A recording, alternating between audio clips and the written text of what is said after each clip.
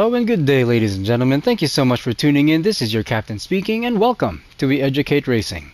In this video, we're going to go over some drift techniques that will help you guys initiate, maintain, and transition from one drift to another with any car, anywhere, any place, anytime.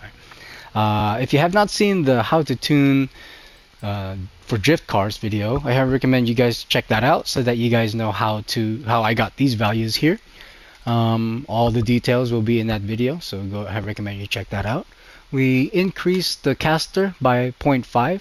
I think in that video is at 4.0, so I go ahead and adjust that. And then the anti-roll bars, I believe it was at 30, and I changed it to 35, so but that's the only difference.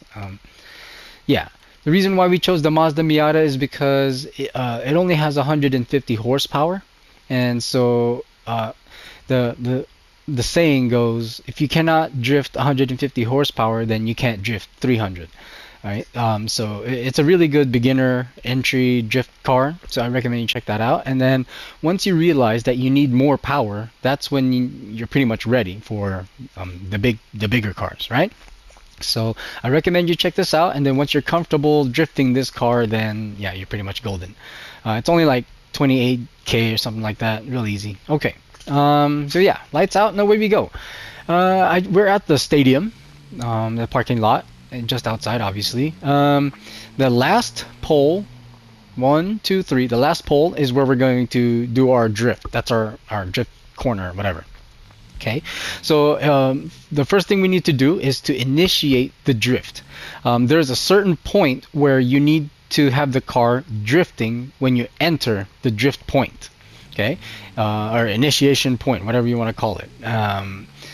The initiation point comes down to the driver. It's up to him whether, up to his own judgment, whether what he thinks is the right entry marker to get the car to drift. The car needs to be into a drift at that point. That's how you do the drift, and you have to kind of figure out where that is. Okay, so I'm gonna guess like it's like somewhere around here. So what I'm gonna do is like do like a little burnout to like make a mark on the ground. Okay, so that when I go over that, that is when I do my initiation. That's where the drift needs to start. Okay, like I need to enter that area as drifting already. Okay. Oh, that was hard. Okay. But this technique in particular does not require weight transition, weight shifting. So what I mean by weight shift is that it's going to be from center to either left or right. Because we're going to be drifting to the left, the weight is going to shift to the right. Okay. And you kind of need to understand that a little bit. Let's go do one real quick, and I'll show you what's going on. Okay. Okay, we're going to accelerate to second gear, and then once we cross that line, we're going to turn in, and then once the weight has shifted to one side, we're going to hit the e-brake long enough to break traction, and then once the traction has broken, counter steer, and then accelerate full throttle. Okay, here we go. That's turn in, e-brake, counter steer, full throttle. Here we go. Turn in, e-brake, counter steer, full throttle. That was fast. Alright, let's try that again. Turn in, counter steer, e-brake. I think I did that. We'll try it again. Right, turn in, e-brake, counter steer, throttle. Right? Now, if you notice, the yellow was on the right side, right? That means weight was mostly on the front wheel. Yeah, the rear is receiving a lot of it too because it was more towards the rear, yeah, but because of the way the car is set up, it's because it's understeering, it's pushing the front right tire, right?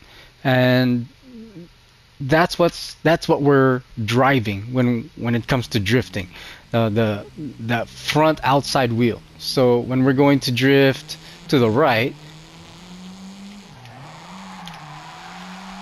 we're pushing the front left tire. Okay, so that's how you're able to get the angle that you want, because you can figure out because now you know which part of the car you're driving, not the inside front wheel, but the outside wheel, the outside front wheel. That's the part of the car that you're driving forward. Okay, but obviously the car is sideways, so it's kind of tricky. But yeah, you'll get it once you continue, once you keep practicing, you'll get it. Okay, that is called the side brake. Okay, just turn in, hold the e-brake, and then counter steer, then throttle out. Side brake. This next technique is called power over, and that's simply just by using the throttle to break traction with the rear wheels. Once the rear has broken traction, then you can continue on with the drift. This technique does not require weight transition also. So you just simply turn in and then full throttle, and then once the rear has broken traction, just counter steer away. It's just a love tap. Okay, I don't think I need to elaborate any further with that. It's very simple. Turn in, full throttle, and then wait till the rear wheels lock, and then proceed with the transition. Proceed with the drift. Now, if you noticed, our differential was set to 20, so that when you full throttled, when you're turning, it took a second for the rear wheels to lock. That's because we only have 150 horses. Well, if you set the rear diff to lock already, you don't have to worry about how much horsepower. As soon as you accelerate and turn, the rear wheels are going to lock. It's a lot easier to drift it with the acceleration set to 100. Every time you apply throttle while the car is sideways, the differentials are locked. Okay, and again, differentials only lock when one is spinning faster than the other, or as in it will lock when it senses that one is spinning faster than the other. But when you have the differentials locked already, you don't have to worry about which wheel is spinning faster than the other, etc. You don't have to worry about how much horsepower. You can have 50 horsepower, you can have 10 horsepower, it will still drift because the rear wheels are locked. Right? There's no traction in the rear, they're just sliding. That's how you burn tires, but because we have infinity tires, we can do it all day long. Very cool. All day. All day. Alright, so side brake and then power over is what we have so far, okay? The next technique requires weight transition. It's what is called feint drift. Basically, when we turn in, the weight was shifted to the right. When we turn left, weight shifts to the right. Okay. Well, we're going to shift the weight to the right, but it's going to come from the left first. So we turn right and then transition to the left. Okay. When the weight transitions from one side to the other, then you hit the e-brake. Then you it's the same thing as the side brake, but you initiated it with a weight transition. Okay, so earlier our marker, as soon as we pass that, that's when we turn. But because we are not going to feint drift, we have to turn into that line and then drift. Right? That's feint drift, or weight transition, getting the weight to transfer from one side to the other and then drift. See, that's the best thing with the Miata. You can full throttle like that. With cars that have a lot more horsepower, you have to feather the throttle, otherwise you'll continue to spin out. Right? Not good. Okay, one thing to remember, guys, when we did the with the feint drift, when we did the power over drift, we locked our acceleration differential. But with the feint drift, we kind of let the weight transition do the drifting for us, right? And then we needed to use the e-brake to further lock the rear wheels and then throttle out. If we lock the deceleration sensitivity as well, that eliminates the need to e-brake, because as soon as we lift off the throttle, the engine brake is going to lock the differentials for us. Again, the differential, I mean the diff, the engine brake is caused by the weight of your engine, the internals. The heavier your internals, the stronger your the stronger the deceleration sensitivity will feel. Because the engine brake is stronger, because the engine parts are heavier. So lighter parts means less engine brake. So you just might want to keep that in mind when you tune your drift cars. Make sure that your internals are heavy. Okay, just that's just a tip from me. Yeah. Anyway, now that you guys have mastered e-brake drift and power over drift and your feint drift, you can now the next one is called shift lock, and that's basically letting the differentials do the work for you. Okay, your gears have a part in it too. Okay, like let me see. Say for instance, you're just driving along, whatever, right? Second gear, whatever. And then when you downshift from second gear, you know how the RPM spikes up? When it does that, that's shift lock, right? You just release the clutch, and the shift lock will trigger the differentials to lock, and that is when you would transition into a drift by using the shift lock. So instead of using an e-brake or a power over, you just shift the gears real quick, and when he kicks the clutch to do that, then the rear end will kick out. It's a lot harder in Forza Horizon 7 without a physical clutch. I'm gonna tell you when I use the shift lock when I'm doing these drifts. Yeah. So basically, here's what we're gonna do, right? We're gonna do a slalom around these lights, but we're not gonna do we're not gonna hold a tight line. We're gonna do them very wide. Okay, so we're gonna start here and then just power over, and then we're just gonna hold the drifts all the way around. Okay, this is just full throttle. We're not e-brake. We're not doing anything. Whoops. See, if it's too much throttle and you're not counter steering, or you're not paying attention like I wasn't, then you're just gonna spin out. I'm just gonna go around here. All full throttle. Okay, now let's feather the throttle. Power over there. Okay, and then I'm gonna, if you notice, we're feint drifting, right? Transitioning from one side to the other.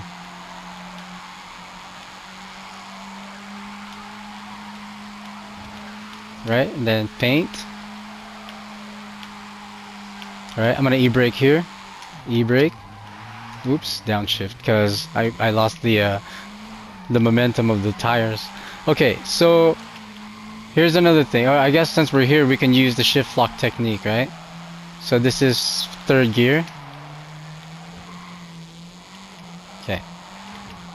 Right, then downshift. Like that clutch kick from second to third, full throttle without letting go of the throttle when you shift. That's shift lock.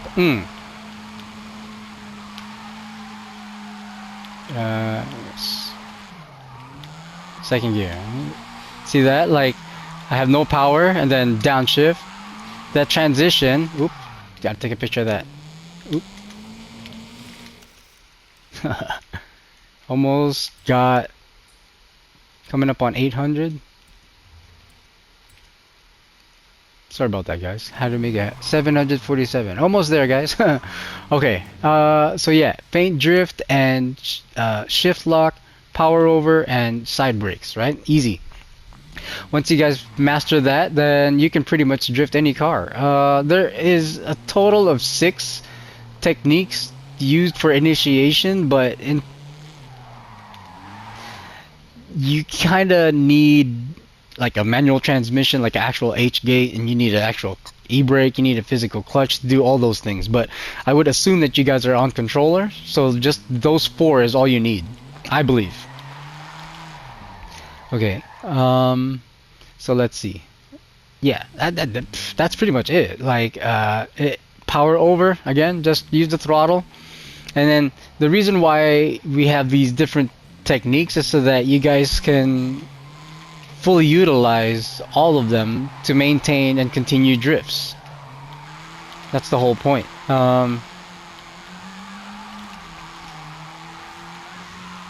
Wee. And it's always good so that you could use full throttle. Um, stronger horsepower cars require feathering the throttle. Right, let me show you.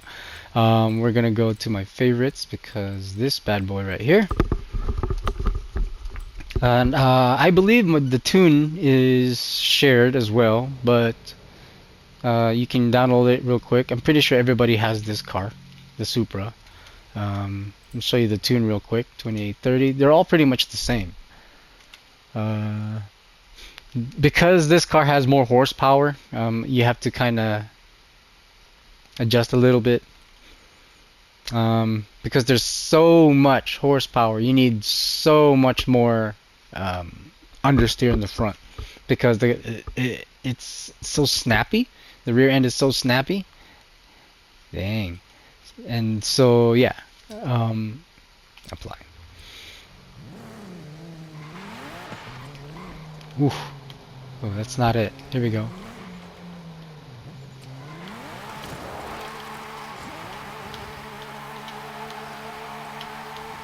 Jeez.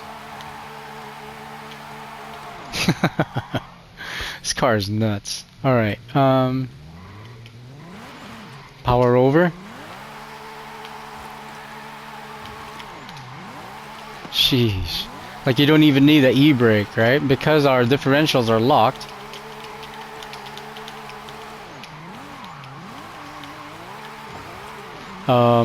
We just release the throttle and the wheels will maintain that lock.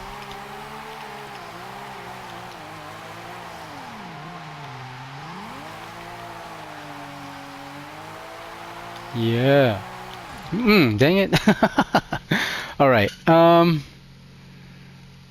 Yeah, man, that's pretty much it. Just learn those four and you're good to go. With this car, it's even easier just because we have so much horsepower. The initiation part is so much easier. Once you do the initiation, every drift car feels the same. They're all sitting, they're all squatting. The rear end is just sitting there while you're doing the steering input, etc. Here's another thing, guys. You need an e-brake for this. But the idea, like in terms of style, in terms of technique, like when you hit the e-brake and if you're locking the e-brake, that's like rookie drifting technique. Like if you hold the e-brake and you lock the rear wheels, like so, then yeah, that's low-key rookie, right? With the handbrake, the physical handbrake, you can apply just enough handbrake while the rear wheels are still spinning. If you can do that, you just pull the e-brake just enough to break traction without locking the rear wheels. That's pro drifting. Okay, so if you eventually you're gonna work your way to that, but right now don't necessarily worry too much about what's pro and what's beginner. It's just a little thing that drifters have. Like it's just their thing. It's like, yeah, anybody can drift, but can you drift without locking the rear wheels? Like, dang, okay, that's a challenge. Okay, so but you know that's just it. Okay, anyway, one more technique, guys, and this is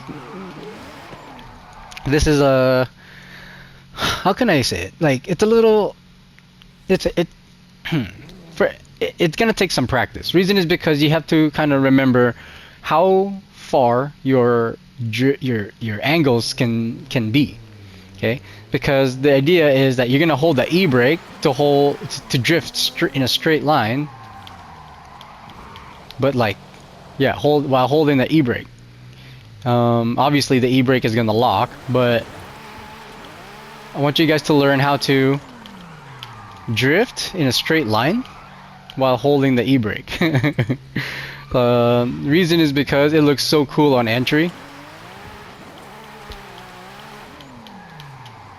Oops. Like, I'll try that again. So like, lock and then drift. I guess while you are sliding, downshift. Right, downshift, then drift. Like that looks so crazy when you're sideways in a straight line and then continue to drift. Man, all right. Let's take it to the downhill real quick. We're not gonna do the full downhill. I don't want to bore you guys with that. But this is just so you guys can learn to initiate the drifts, execute the techniques that we went over. Should I do this with the Miata? Because with this, it's too. Not only is it too easy, but like, you know, it's more advanced, eh? 130 on entry. That's so stupid. Right, locked your e-brake. See how much cooler that looked?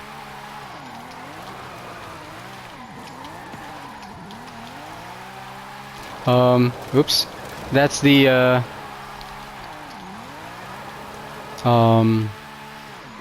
e-brake.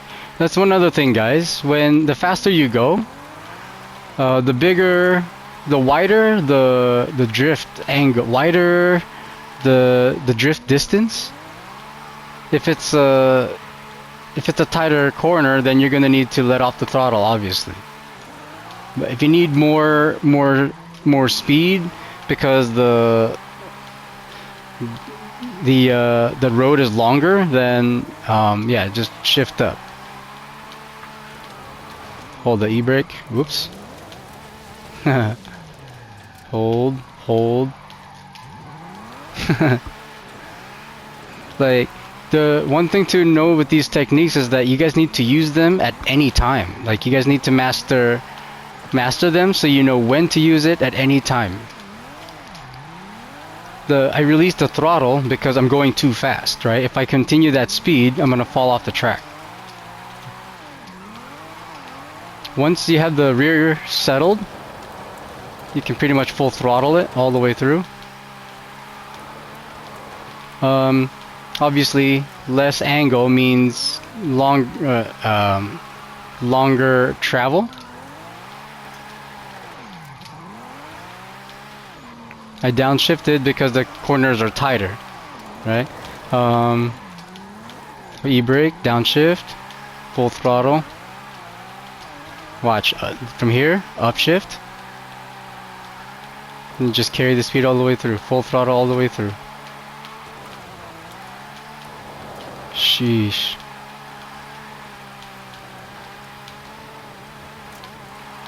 Oops, e-brake. Whoosh. That was the Feint drift, right? I need more speed, so upshift. Need more torque, so downshift. More speed, so upshift. Power over. Feint. Power over. No e-brakes, right? Downshift, more torque. Right? Tether the throttle because I'm going too fast. And then full throttle, exit out. Feint again. Full power over. Feint. Power over. I said we weren't going to do the whole thing, but we ended up doing the whole thing anyway. That's funny. And then just hold the drift all the way to the end. Again, release because I was coming in too hot, right? I also noticed that it's easier to get the million going uphill. I mean, you know, physics, but yeah. With this, you can get a million easy. And with a million, you get a lot of XP. And with a lot of XP, yeah, you get where I'm going with that, right? So you can low-key just keep drifting up and down this mountain and getting a whole bunch of XP. So yeah, yeah. Now, one more thing before we go. I wanted to go to that spot that I was talking about, where it's a good place to practice.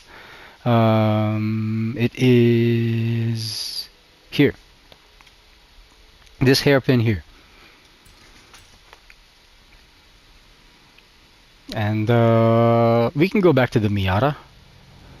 Man, I love this place. Let's see.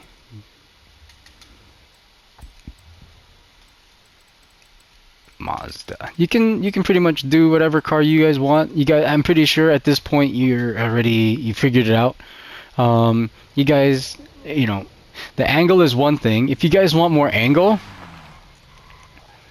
you have to.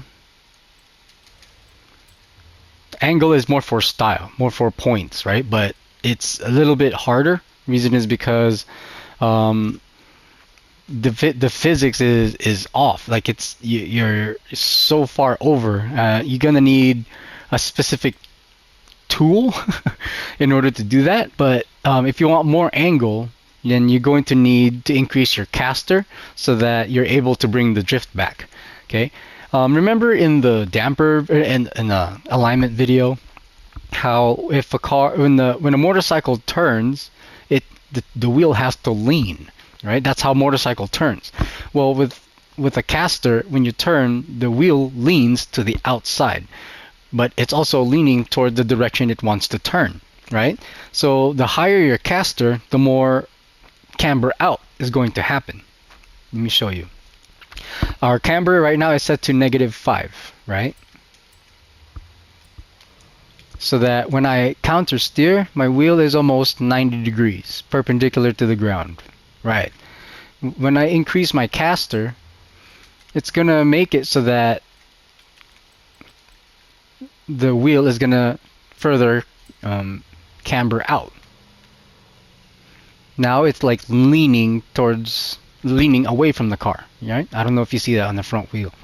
Okay, so now that the front wheel is leaning out, during a drift with like severe counter steer, there's more of a counter steering effect with regardless how little our counter steer is, how limited it is, right? Because the wheel is leaning outward, there's more counter steer effect, which will allow us to get more drift angle, and yeah, it looks good in terms of style, but it's kind of harder to control. No horsepower. Yeah, that's good. The reason why I like this hairpin is because at the end of the second gear, you can just turn around and you have enough space to drift on this side, right?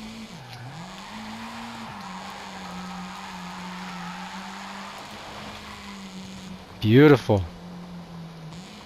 Right. So yeah, if you guys just want to practice, here's a good spot. It's not a racetrack. It's not a flat. It's not like a flat track like how we had at the parking lot.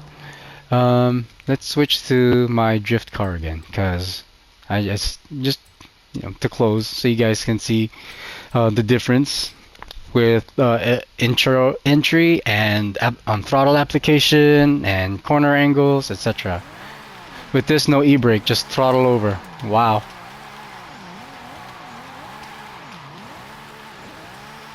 Sheesh. So much horsepower. Again, if you can't drift 150, you can't drift. Wow.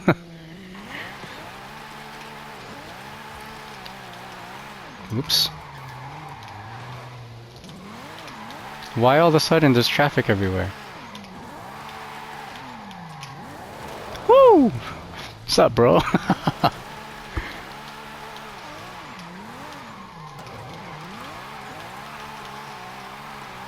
This angle, though. Literally drifting around cars. Anyway, okay guys, that's pretty much it. I hope that you guys are more confident when it comes to drifting. I hope that you guys know how to tune, learn how to tune. I guess there's one more car before we close, and that is the Nissan S14 Silvia. The green one. This thing right here.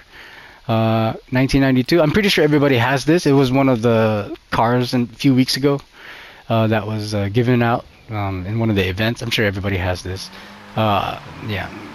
But for some reason, dude, the way I tuned this car is like perfect for drifting. It's so easy to drift this thing. Like, if it was difficult for you to drift the Miata, try this. 30. I don't even know why I got the differentials for that. 80? Okay, whatever. Let's just leave that. Like, this thing is like...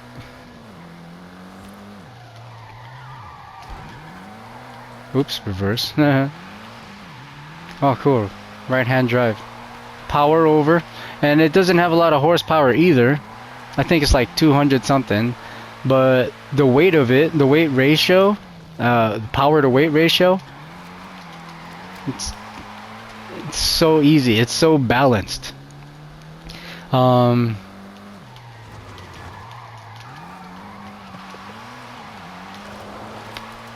Like, you can do this all day. Like, I mean, you can get lost. You can be lost for hours doing this.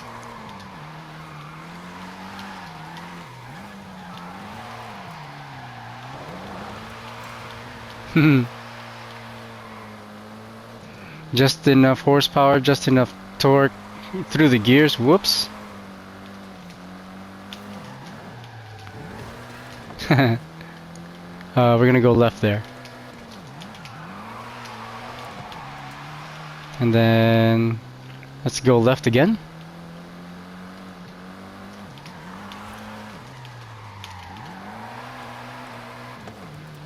Right? No, left. Was I saying left? Let's go right. Left here. Whee! At the roundabout. Oops. Practice, practice, practice. Whoa! Wow. All right. Thank you guys for watching all the way to the end. I hope you guys figured out drifting. Let me know in the comments how you guys do, and what car are you guys drifting with? I'm curious. The first car I was drifting with was the Honda NSX, which was really weird because you don't normally drift NSXs. There is the Skyline GTR that I want to convert into a rear-wheel drive and make that a drift car. But also, if you guys have not followed Capped Awesome 57, you guys can get all of my drift tunes from the Formula Drift. Yeah, I have these. There's more, but obviously I gotta unlock them. But once I do, we're gonna tune all of these so that it doesn't matter which one you choose. They're all gonna drift the same at the end of the day. Yeah, that's the goal. Okay, cool. Again, thank you guys for watching. The next video, we're gonna talk about how to tune cars for drag racing. That's actually requested, highly requested on Facebook and on YouTube, so it's pretty cool. Thank you guys for the comments and all the subscribers, the new subscribers from the YouTube, from the Facebook page. Appreciate you guys coming over and showing some love and support. More tunes coming your way, so yeah, stay tuned, and until next time, guys, thank you. Bye bye.